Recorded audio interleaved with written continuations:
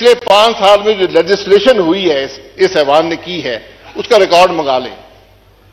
मैं आपको दावे से कहता हूं, एक कानून भी अवाम की सहूलत के लिए नहीं है, सब हुकूमत की सहूलत के लिए है। ये शर्मिंदगी की बात है। आज आप देख लें, यहां इंटीरियर मिनिस्टर लाइनें लगी हुई हैं असले की परमिट लेने के लिए। क्या कोई निजाम नहीं बन सकता? एक निजाम बनाते, हर पाकिस्तानी शहरी को असला रखने की इजाजत है। नादरा का कानून आपके पास है, नादरा के कार्ड में डालें, जो मर्जी असला रखे। मैं 10 क्लैशिको में रखना चाहता हूं, मेरी मर्जी है। ये कौन सा निजाम है कि मिनिस्टर साइन करेगा, सेक्रेटरी साइन करेंगे, एमएनए यहां लोगों के सामने धक्के खा रहे, बदनाम हो रही है? कौन सा निजाम है? इसी की सहूलत कर दें। मैं एक मिसाल देता हूं, मैं किसी पर तनकीद नहीं करना चाहता।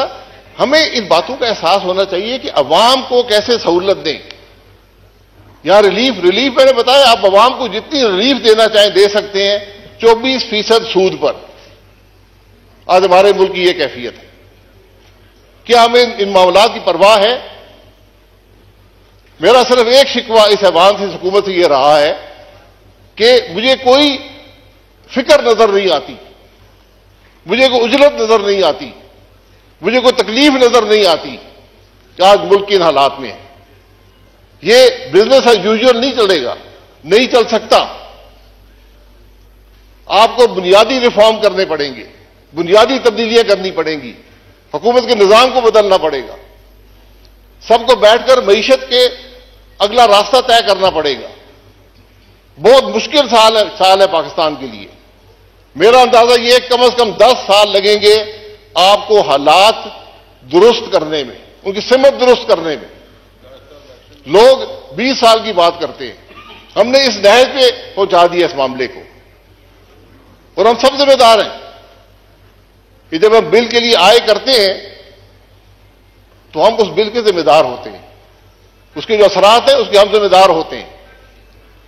इसलिए स्पीकर साहब, हमें इन बातों का एहसास होना चाहिए। हम सिर्फ हल्के तक महदूद नहीं हो सकते। हुकूमत अवाम के मामलात से अलहदगी इख्तियार नहीं कर सकती। जो कुछ माजी में हुआ वो सब, मैं हमेशा कहता हूं ट्रुथ कमीशन बना दें, मुल्क के अवाम को हकायक का पता चले कि इस मुल्क के हालात हैं क्या और क्यों हुए हैं। मैं बड़ी बड़ी तल्ख हकायक है इस मुल्क के, लेकिन हमने अपनी तारीख को भी मसख कर दिया। हमें हकीकत का इल्म नहीं है कि मुल्क के अंदर हुआ क्या है, किसने क्या किया। सजाओं को छोड़े, सजा जजा अल्लाह ताला पे छोड़ दें, तो कम से कम हकायक तो अवाम के सामने रखें।